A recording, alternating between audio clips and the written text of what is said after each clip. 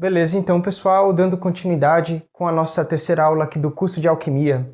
Nós acabamos de ver no slide a cosmologia do matemático paracelsista Robert Fludd, que vai criar um universo laboratorial, colocando Deus como esse grande alquimista e vai fazer uma série de etapas e operações nesse cosmos até ele próprio conseguir contemplar a sua criação.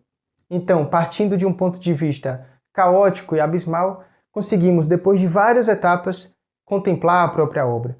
Esse seria o objetivo central da alquimia: separar o puro do impuro para depois reunirmos as coisas em uma só e termos a contemplação final desse processo. Então, as ideias de Paracelso inspiraram Fludd a criar sua cosmologia.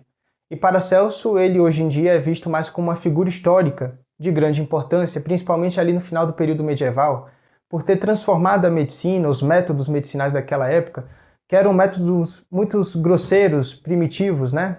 Então, às vezes, o cara estava doente na Idade Média, era atendido por um médico e saía pior. E às vezes isso se dava também pelo fator ali fantasioso que a igreja ela colocava naquele período, onde as doenças eram vistas como coisas diabólicas, como coisas demoníacas, certo? Feitiços demoníacos que o mundo trazia, e o enfermo era denunciado como um pecador.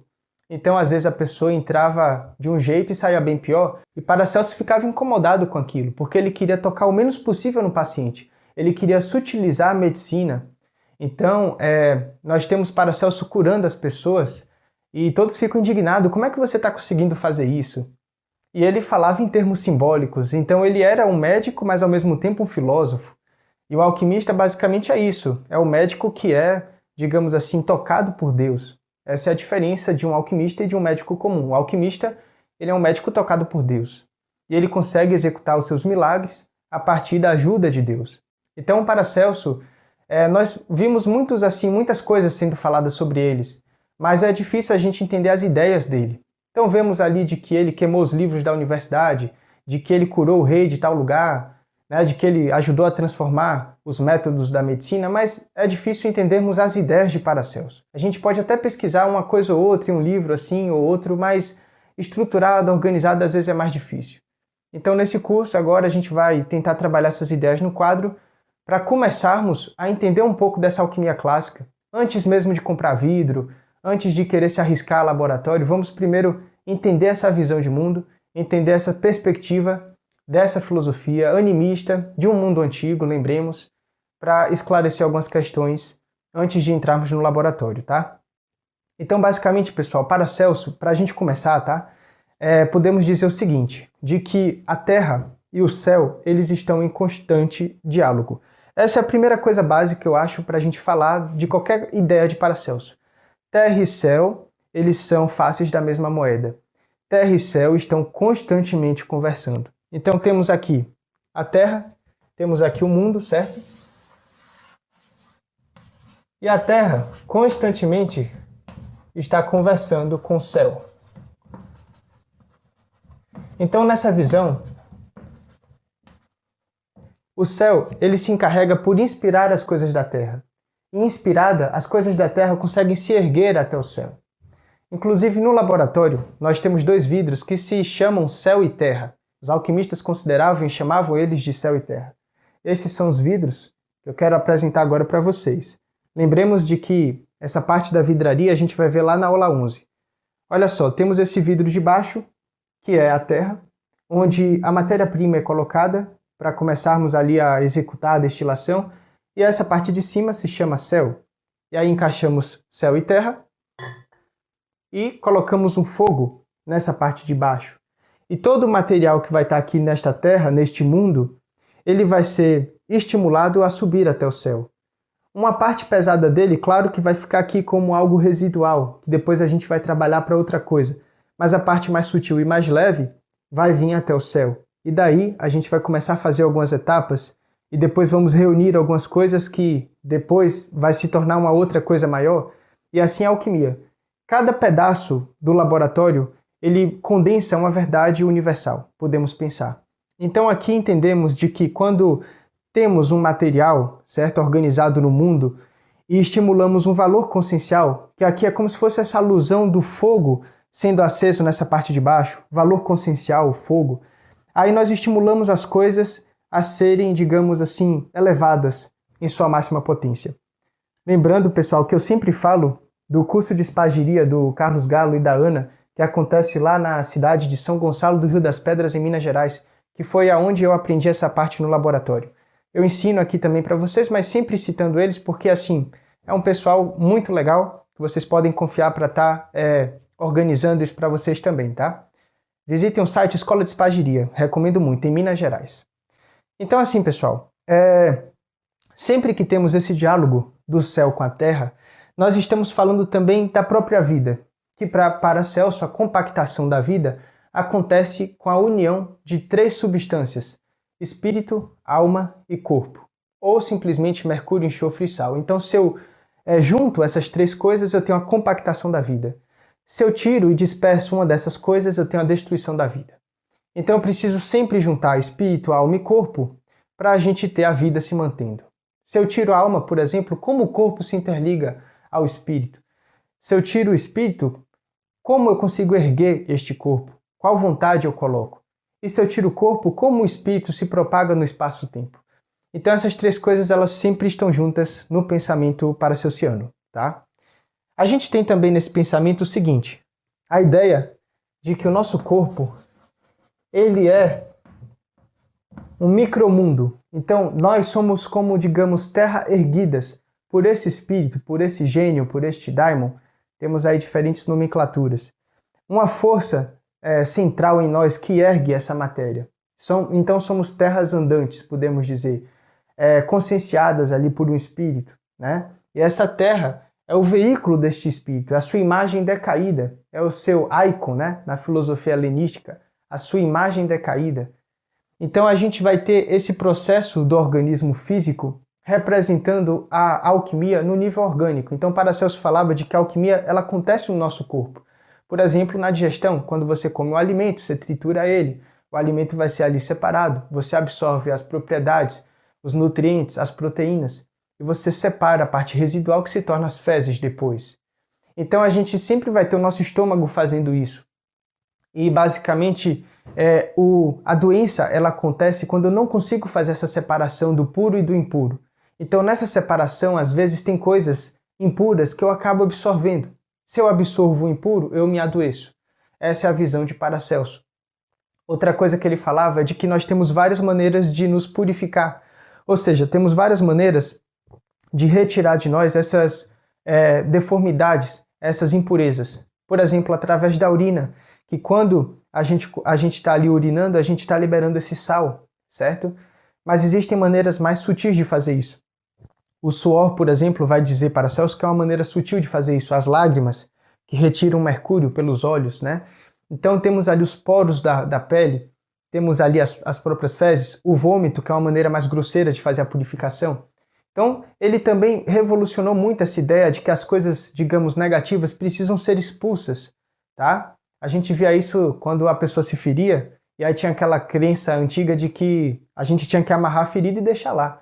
Paracelso falava de que não, tinha que abrir a ferida e tirar aquele muco, né, que ficava às vezes na ferida, para liberar essa expulsão aí da parte impura da ferida. Então temos aí esse processo acontecendo. O corpo ele vai receber as influências dos astros, certo? Porque o corpo, na verdade, ele foi criado pelos astros. Aqui a gente fala de uma visão platônica. O próprio Timeu de Platão fala de que os deuses celestiais criam os terráqueos, e isso dá origem a essa ideia de captação dos influxos ou de influências. Do latim fluere significa algo que é colocado dentro. Então influências são forças introjetadas em nós pela própria natureza. E o espírito é aquele que busca comandar as coisas do corpo, certo? Ele, como uma força mais antiga, precisa ser escutado pela alma e reproduzido ali o seu comando no corpo. Então temos aí essas forças dos astros que são derramadas no organismo. Só que Paracelso ele falava o seguinte, de que tudo no mundo tem uma determinada assinatura, tudo está assinalado, certo? Então quando Deus ele cria um fruto, aquele fruto ele tem uma determinada função. Aquela planta, aquela erva, ela tem uma determinada assinatura planetária. Aqui a gente pega esse sistema clássico ptolomaico dos 7 planetas, do Sol ali até o Saturno, se a gente fosse ver, né? Sol, Lua, Mercúrio, Vênus, Marte, Júpiter e Saturno, para entendermos essas assinaturas. Esse é um pensamento antigo, mas também imagético. O próprio Paracelso, pessoal, vai falar de que os astros representam a imaginação do ser humano. Mas temos que lembrar de que antigamente a imaginação ela era um dos poderes da alma, segundo os helênicos. Então hoje a gente fala de imaginação como simplesmente algo assim que nós criamos na nossa mente. Mas antigamente a imaginação, quem tinha a imaginação, era um dom, digamos assim, da própria alma, era um poder da alma. Imaginação, lembrança, isso era muito considerado na filosofia. Então quando o Paracelso ele fala de que o céu ele é construído através da imaginação, ele está falando de que esse céu ele representa essas potências que estão no interior de cada um de nós. Então, quando esse homem mítico arcaico ele aponta para as estrelas e cria os deuses ali, ele está criando roupagens para forças que já existem. Então, se alguém, por exemplo, chegar para mim, tá? E falar assim, Cláudio, essa coisa de acreditar em Deus é uma grande fantasia. Eu vou falar, concordo, mas a fantasia denuncia uma verdade.